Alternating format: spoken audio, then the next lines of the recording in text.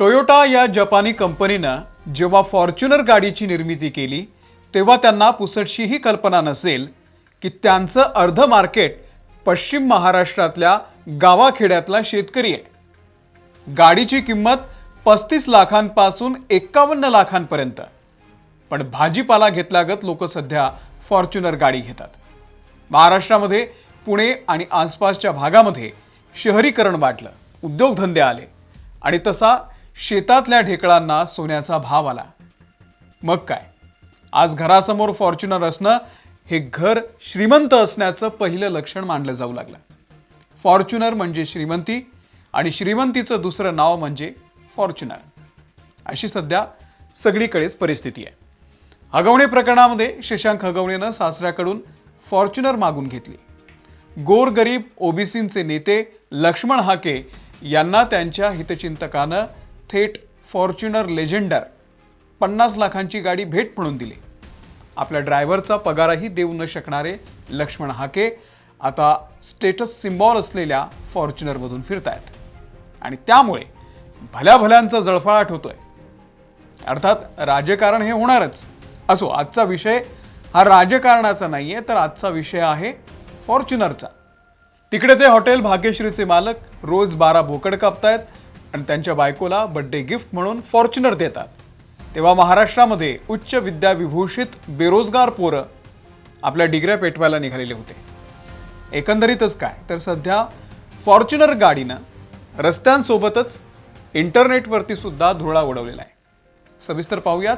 नमस्कार, मी अमोल किनोळकर, आपण पाहत आहात महाराष्ट्र टाइम्स ऑनलाईन।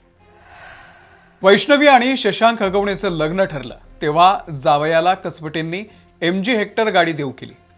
पण शशांक हगवणे म्हणाला, MG हेक्टर दिली तर मी ती गाडी पेटून देईन। आमच्या गावामध्ये 16 फॉर्च्युनर आहेत, तशीच फॉर्च्युनर पाहिजे। मग काय, कसबटेंनी जावयाच्या इच्छेखातर नाईलाजास्तव 51 लाखांची फॉर्च्युनर दिली। गाडीची चावी खुद्द अजित पवार यांच्या हस्ते देण्यात आली। अशा मोठमोठ्या बडेजाव करणाऱ्या दिखावपणाच्या लग्नामध्ये फॉर्च्युनर गाडी मिरवणं हा सध्या सगळ्यांचा शौक बनलाय। हगवणे म्हणाला, माझ्या गावामध्ये 16 फॉर्च्युनर आहे, तशीच पाहिजे। याचा अर्थ शेजाऱ्याकडे फॉर्च्युनर आली तर हल्ली अनेकांच्या पोटात वगैरे दुखत असेल, त्याने घेतली, आपल्याकडे पण पाहिजे। ही जी ईर्ष्या आहे, यामुळेच फॉर्च्युनरचा सध्या खप वाढलाय।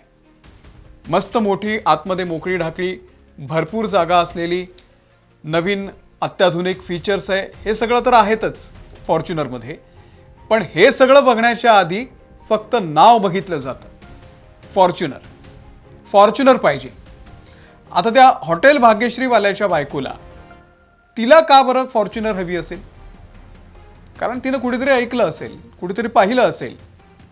श्रीमंती मिरवणाऱ्या लोकांकडे बघून तिने नवऱ्याला सांगितलं की आपण पण एक फॉर्च्युनर घेऊयात। मग या हॉटेलवाल्याचा मी एक इंटरव्ह्यू बघितला, त्यात तो सांगतो की ज्या जागेवरती त्याचं हॉटेल आहे ती सध्या भाडेतत्वावर आहे। मग एखाद्यानं जर आपला व्यवसाय वाढवायचा म्हटलं तर स्वतःची जागा घेतली असती किंवा जे हॉटेल आहे ते व्यवस्थित बनवलं असतं। पण नाही, बायकोची इच्छा आहे फॉर्च्युनर पाहिजे, याने घेतली फॉर्च्युनर। अर्थात हा आपला मिडल क्लास विचार आहे। कदाचित पैसा आल्यानंतर लोक फॉर्च्युनरचा विचार जास्त करत असतील आणि आता त्याने फॉर्च्युनर घेतली म्हणून लोक म्हणायला लागले की आमच्या शिक्षणाचा काय फायदा? बघा त्या हॉटेलवाल्यानं जो शुक्रवार म्हणतोय, अशा माणसानं फॉर्च्युनर घेतली। मी म्हणतो घेतली तर घेऊ, त्यांना तुम्ही कशाला त्रास करून घेताय?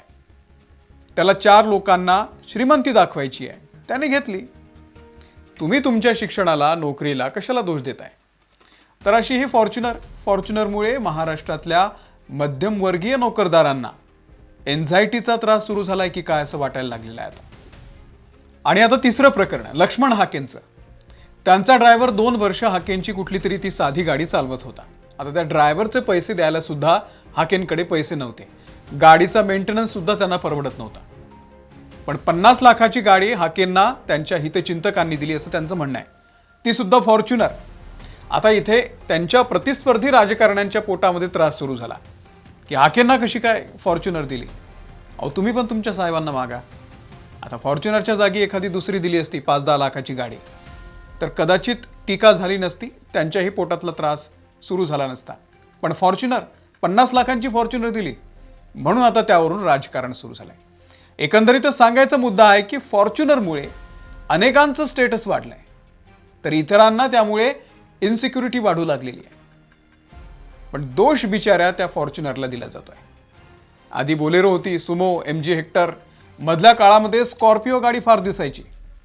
आता त्याच स्कॉर्पिओची जागा फॉर्च्युनरने घेतली आणि एका गाडीनं सध्या सगळं मार्केट जाम केलेलं आहे. सोलापूरच्या करमाळा तालुक्यातल्या एका पठ्ठ्यानं त्या फॉर्च्युनर गाडीच्या मनातल्या व्यथा मागच्या काचावरती लिहिल्या की मोठ्या घरची मी राणी, पण बदनाम केलं मला हगवणेंनी.